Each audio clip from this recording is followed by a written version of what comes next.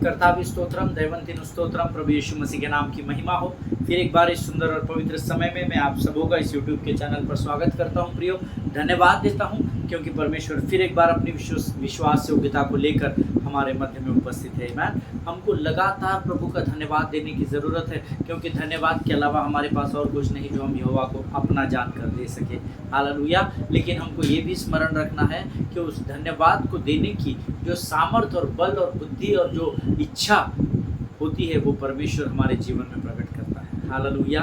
प्रिय प्रभु का धन्यवाद दे उन तमाम उपकारों के लिए जो उसने आपके और मेरे जीवन में किए हैं। धन्यवाद दे उन आने वाली सारी आशीषों के लिए जो यहोवा ने हमारे जीवन में की है। प्रभु विश्वास योग्य है, वह अनुग्रहकारी, दयालु और विलंब से क्रोध करने वाला परमेश्वर, ऐसा वचन में लिखा है। हालेलुया। और हम ऐसे अद्भुत परमेश्वर की महिमा करते हैं, उसकी स्तुति करते हैं, उसकी आराधना करते हैं। हम जिस योग्यता में नहीं पाए जाते उस योग्यता से ऊपर उसने मुझे और आपको आशीष दी है। हालेलुया।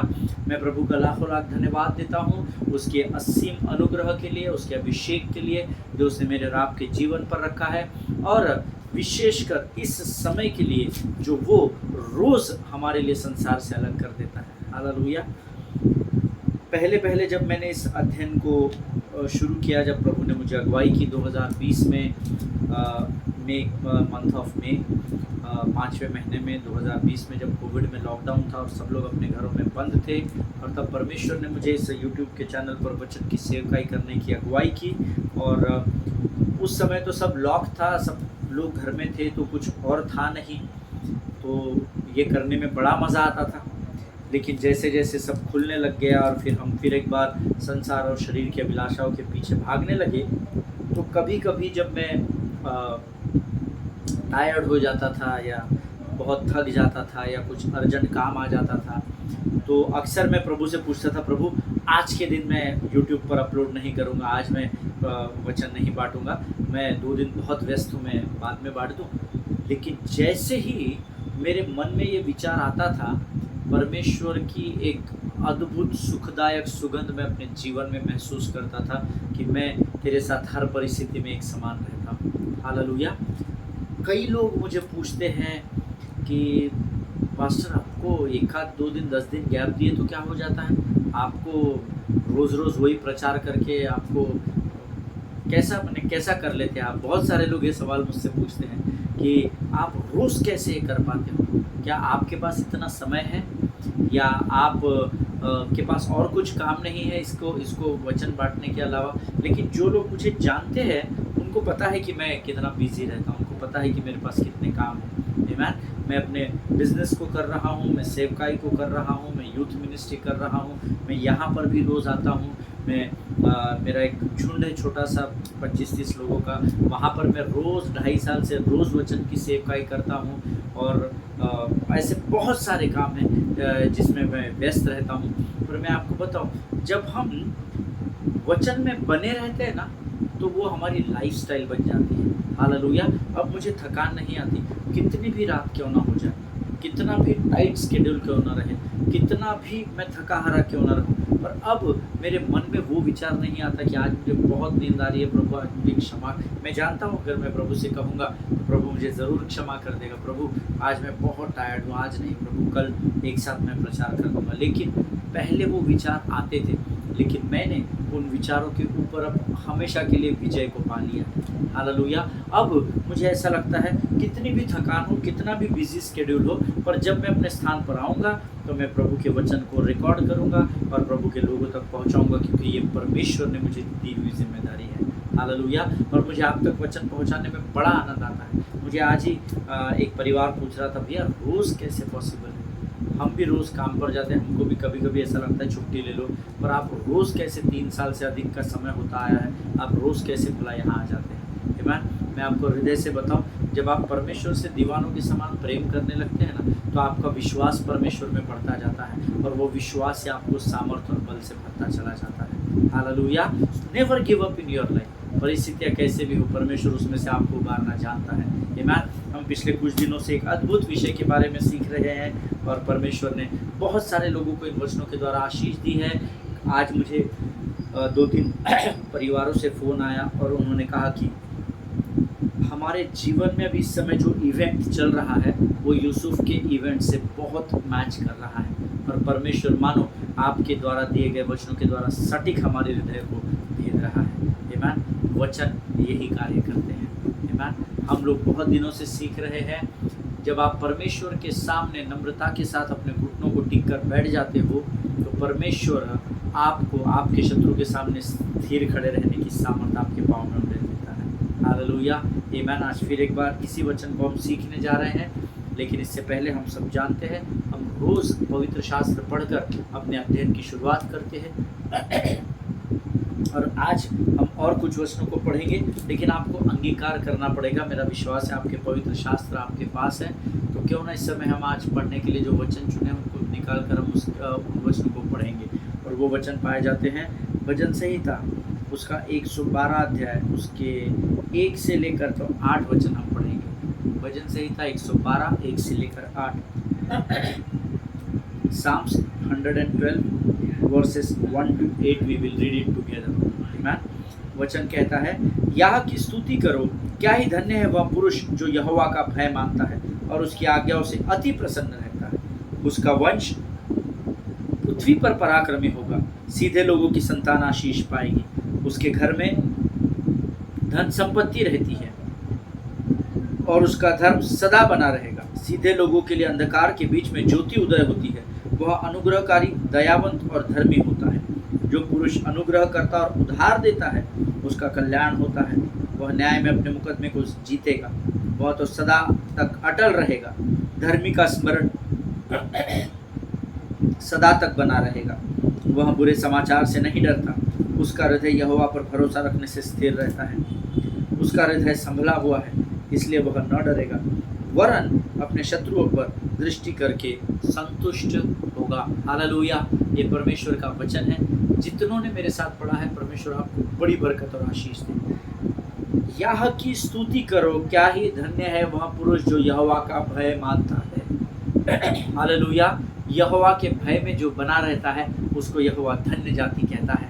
आमीन। और मैं ऐसा विश्वास करता हूँ, मनुष्यों के भय में रहने से अच्छा है, शत्रु के भय में रहने से अच्छा है हम परमेश्वर के भय में बने रहे। आमीन। मैंने बीते दिनों में आपको बताया था, मनुष्य के या शत्रु के भय में रहना आपको अंधकार की ओर लेकर जाता है, लेकिन प्रभु के भय में रहना आपको ज्योति की ओर लेकर जाता है। मनुष्य या शत्रु के भय में रहना आपको अंधकार से मृत्यु की ओर लेकर जाता है, परंतु प्रभु के भय में बने रहना आपको ज्योति से अनंत जीवन की ओर लेकर जाता है। हालेलुया।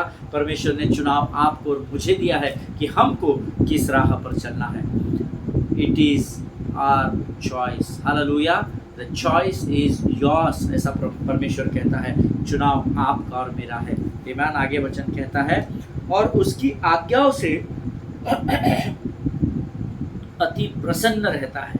आमीन। परमेश्वर की आज्ञा जब हमारे जीवन में आती है तो उससे कई लोग मुंह मोड़ लेते हैं, कई लोग मायूस हो जाते हैं, कई लोग निराश हो जाते हैं, क्योंकि परमेश्वर की सेवा की आज्ञा जब आती है ना तो कंफर्ट जोन से बाहर निकलना पड़ता है। Nobody wants to go out. Everybody wants to sit back at home and enjoy the life. But अगर आपको परमेश्वर ने चुना है तो आपको उसकी आज्ञाओं का पालन करना है, और जब आप उसकी आज्ञाओं का पालन करते हैं तो वो आपसे प्रसन्न बना रहता है। हालेलुया। आगे वचन कहता है, उसका वंश पृथ्वी पर पराक्रमी होगा, सीधे लोगों की संतान आशीष पाएगी। जो परमेश्वर की आज्ञाओं को मानेगा, जो यहोवा के भय में रहेगा, वचन उससे वायदा करता है, उसका वंश पृथ्वी पर पराक्रमी होगा। हालेलुया। आमीन। और सीधे लोगों की संतान आशीष भी पाएगी। उसके घर में धन संपत्ति रहती है और उसका धर्म सदा बना रहेगा। हालेलुया। आमीन। अद्भुत आशीष है। सिर्फ 2 चीज़ें करनी है, परमेश्वर के भय में बने रहना है, प्रभु की आज्ञाओं को मानना है। आमीन। सीधे लोगों के लिए अंधकार के बीच में ज्योति उदय होती है। वह अनुग्रहकारी, दयावंत और धर्मी होता है। सीधे लोग कौन होते हैं मालूम है? जब आप परमेश्वर के भय में रहना सीख लेते हैं तो आपकी टेढ़ी चाल को परमेश्वर सीधा कर देता है, और जब आप उसके मार्ग पर चलने लगते हैं उन लोगों को परमेश्वर सीधे मन के लोग कहता है। हालेलुया। जो पुरुष अनुग्रह करता और उधार देता उसका कल्याण होता है, वह न्याय में अपने मुकदमे को जीतेगा। इस वचन को आप अंडरलाइन कर लीजिए। This is very very important verse. जो पुरुष अनुग्रह करता और उधार देता है उसका कल्याण होता है। जो दूसरों पर अनुग्रह, देखिए परमेश्वर आपको अनुग्रह से अनुग्रह देता है ना। हम लोग उस पवित्र शास्त्र के अध्ययन को जानते हैं जिसमें दो लोगों के ऊपर कर्जा था। जो स्वामी था उसने दोनों का कर्जा माफ कर दिया, लेकिन ये जो दो लोग थे इसमें का दूसरे के ऊपर भी थोड़ा बहुत कर्जा था, इसने उसको माफ नहीं किया। आमीन। परमेश्वर ने हम पर अनुग्रह किया है लेकिन हम दूसरों पर अनुग्रह करना नहीं चाहते। आमीन। यू विल नॉट बिलीव, बीते वर्षों में मुझे एक नुकसान, बहुत भारी नुकसान, बहुत बड़ी रकम का नुकसान अपने बिजनेस में उठाना पड़ा। बहुत बड़ी रकम मीन्स हमारे इमेजिनेशन के ऊपर की बड़ी रकम का नुकसान उठाना पड़ा। बहुत दुखी हुआ, बहुत क्रोध आया। जिन्होंने वो नुकसान किया था उनके प्रति बहुत दुखी हुआ, बहुत क्रोध आया, बहुत गुस्सा आया। ऐसा लगा क्या करूँ और क्या नहीं करूँ उस व्यक्ति और उसके परिवार के साथ। लेकिन परमेश्वर ने उस समय मुझे बहुत संभाला। परमेश्वर ने मुझे कहा कोई बात नहीं, मैंने तुझे अनुग्रह पर अनुग्रह दिया है। मैं चाहता हूँ इस समय तो उस व्यक्ति और उसके परिवार को अनुग्रह से भर दे। Hallelujah. It was very difficult for me beloved people of God. Amen. क्योंकि आप जानते हैं जिस नुकसान को मैंने उस समय अपने सिर पर ले लिया ना, उस नुकसान का भुगतान मैं आज भी 4 वर्षों के बाद कर रहा हूँ। आमीन। बहुत बड़ा नुकसान था, बहुत बड़ा। लेकिन मैं प्रभु का और उसकी पवित्र आत्मा का धन्यवाद देता हूँ कि उसने मुझे उस समय से उबार लिया, उसने मुझे संभाला और मैंने उस व्यक्ति के ऊपर परमेश्वर के अनुग्रह को उंडेल दिया। मैंने उस व्यक्ति को क्षमा कर दिया।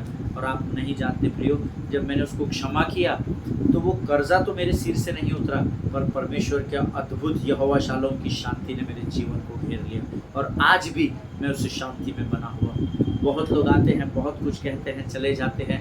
बहुत लोग बहुत बुरा सोचते हैं, बुरा कहते हैं, लेकिन परमेश्वर की शांति मेरे जीवन का भाग परमेश्वर ने बना कर रख दिया। हालेलुया। हमेशा ध्यान में रखिए, जो पुरुष अनुग्रह करता और उधार देता है ना, उसका कल्याण ही होगा। आमीन। अगर आज आपने किसी को मदद की है उसके बुरे समय में, जब संसार ने उसका साथ छोड़ दिया था, और अगर आज उस व्यक्ति ने आपको धोखा दे दिया है या आपको इग्नोर कर रहा है या आपसे दूर भाग रहा है, बिल्कुल परेशान नहीं होना, क्योंकि आपके लिए वायदा परमेश्वर ने किया है।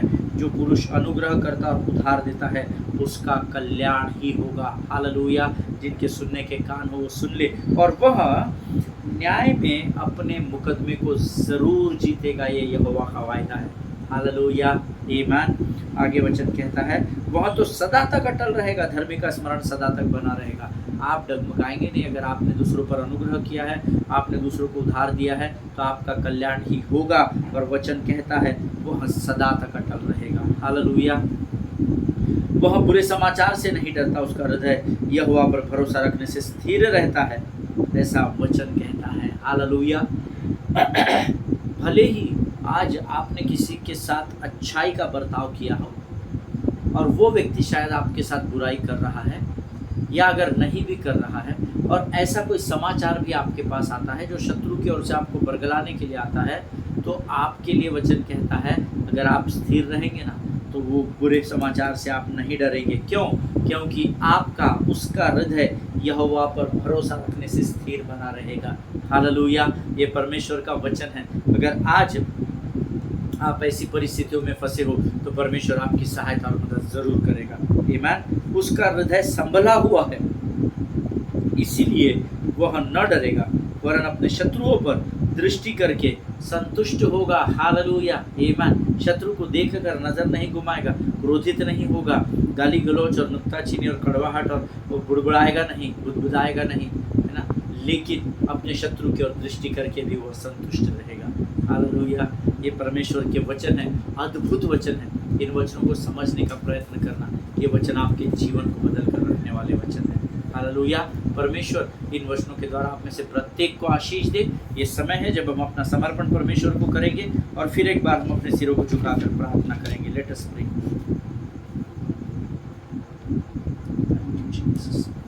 Thank you Jesus. Hallelujah. Hallelujah. आइए प्रियो, कुछ समय के लिए अपने मुखों को खोलकर धन्यवाद दे। Thank you Jesus. धन्यवाद यीशु, धन्यवाद यीशु, धन्यवाद यीशु, धन्यवाद यीशु, धन्यवाद यीशु, धन्यवाद धन्यवाद धन्यवाद धन्यवाद धन्यवाद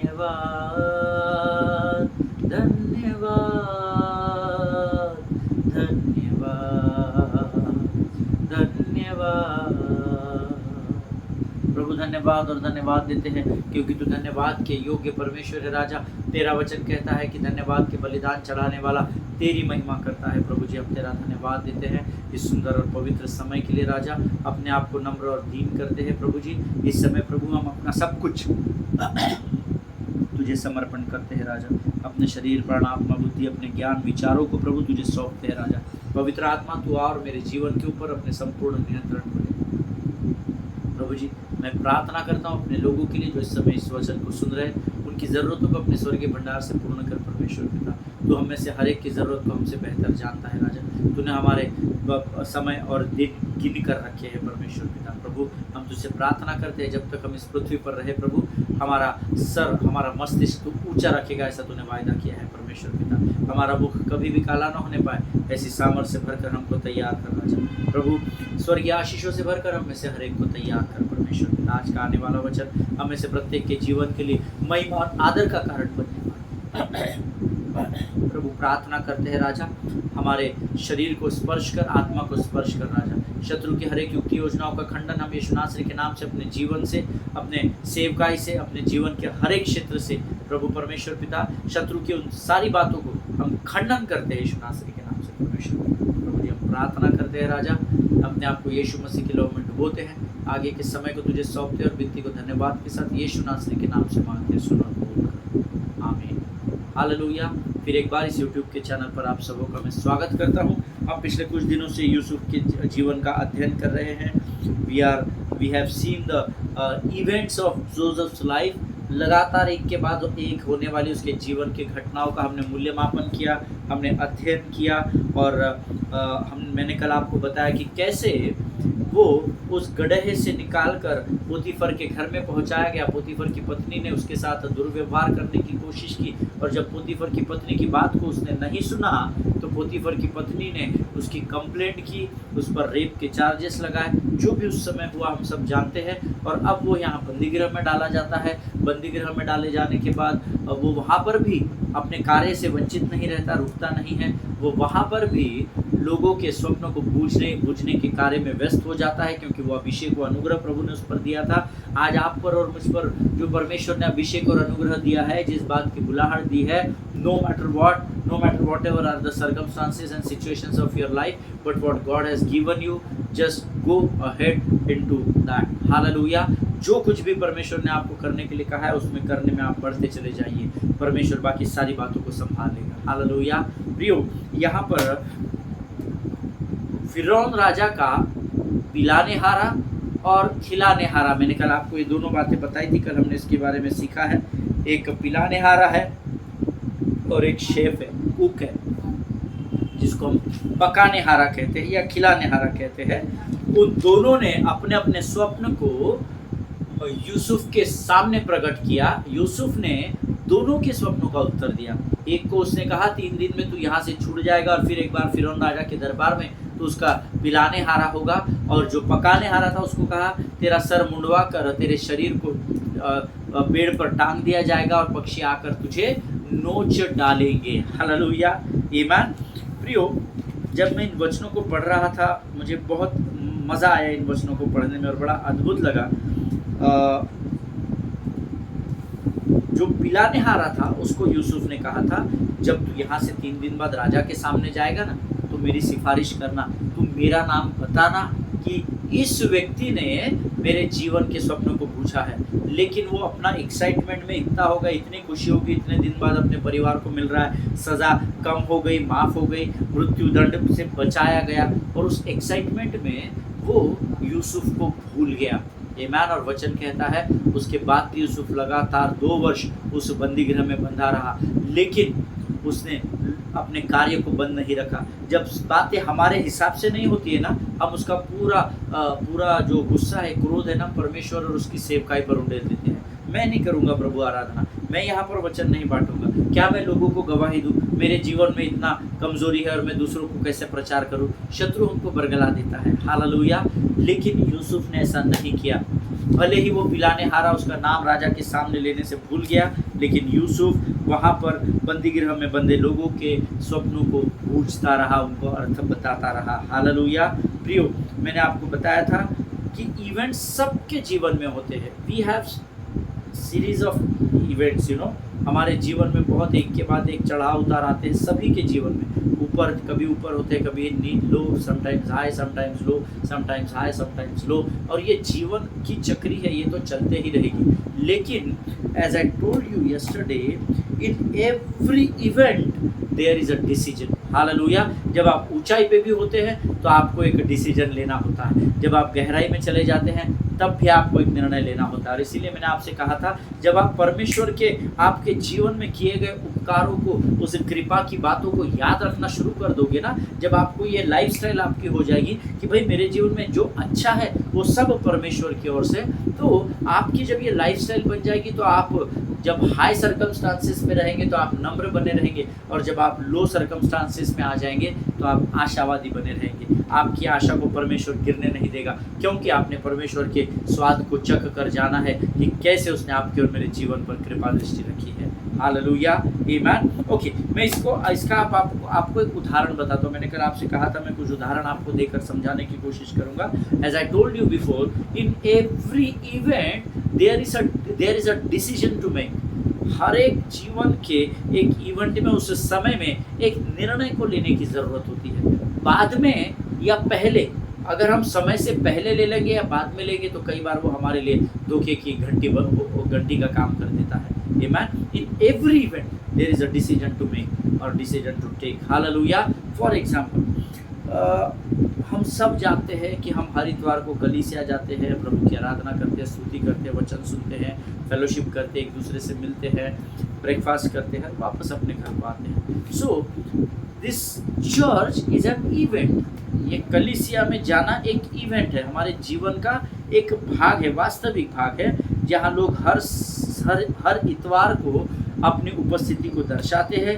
यहाँ आकर हम 4 गीत गाते हैं, 2 गीत बैठकर कूदते हुए गाते हैं, 2 गीत बैठकर गाते हैं, 4 गीत खड़े होकर गाते हैं। And that singing is also an event, as church is an event. The another event is singing and worshiping and singing and jumping and dancing and playing an instrument, that is also an event. और फिर दिन यहाँ पर प्रचारक आकर pulpit के पीछे खड़े होकर अपने पवित्र शास्त्र को ओपन बाइबल करके आपको वचन की सेवकाई करता है, जिसके लिए वो पूरी सप्ताह प्रार्थना में बना रहता है।